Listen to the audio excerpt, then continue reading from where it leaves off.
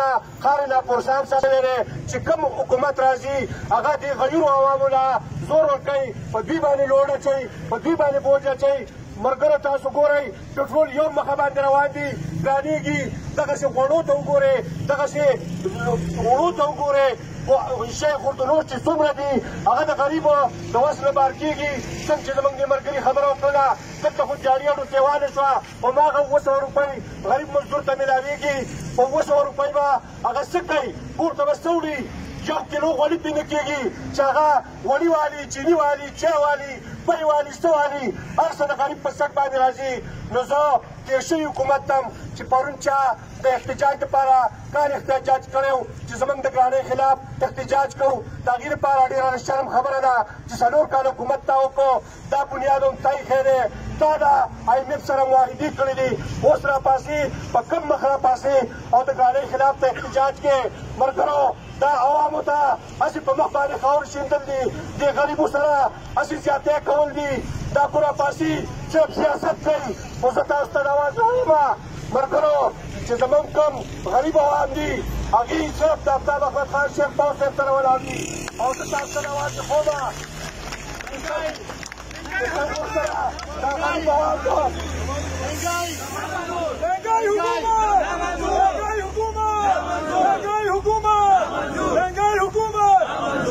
ملګرو څنګه چې غریب عوام د آفتاب خان په شا ولاړ دي همدغسې زموږ مرکزي قیادت صوبایي قیادت هم د دې غریب عوامو لپاره شپه ورځ اواز اوچت کړی دی او انشاءالله اوچتی دی ملګرو زه په دې ځای باندې یوه خبره واضح کوم او د دې دوکاندارانو او د دې ملګرو نه دلته یو شعر پر دغه باندې یو ګیلاس څرګندوم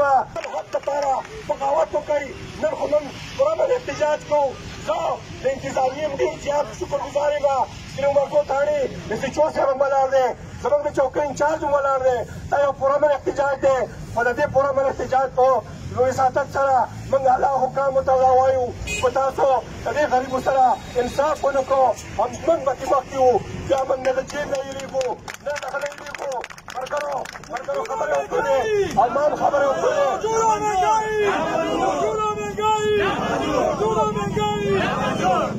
خلک دا اواز اوچتوي چې آفتاب خان خو قومي وطن پارټي خو د PTM حصه وه اوسه پورې د PTI خلاف اوازونه کول ملګرو بلکل یې کړي دي موږ دې سره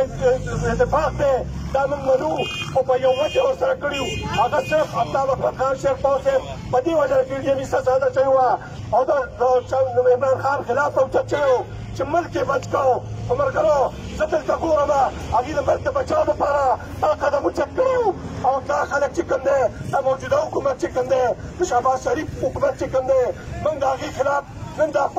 پرامن احتجاج کوو او هغه ته دا د میډیا په حساسیت سره دا خپل ریکارډ کوو ملګرو دا هغه ته وایو چې آفتاب خان قومي وطن پارټۍ ورکران تاسو د ملک د بچاو دپاره راوتي وو تاسو د دې لپاره نه راوتي چې ته په غریبانانو باندې د قانون چغې وکړه موږ به دې غریبانانو سره ولاړ یو خو موږ د PTM حصه نه یو خو موږ د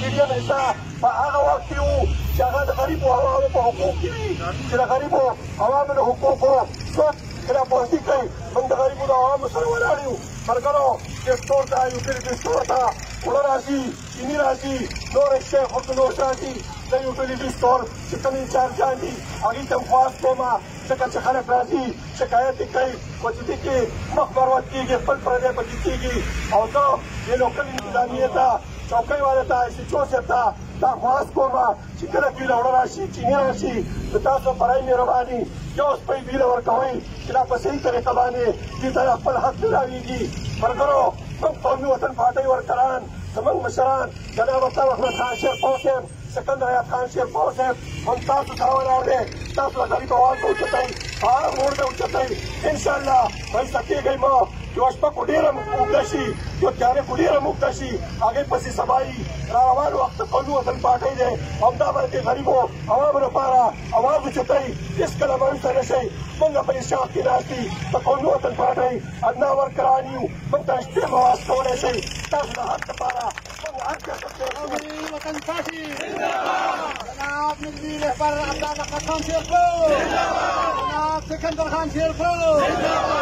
کارکنان قومي وطن پارټي ملګرو دا پروګرام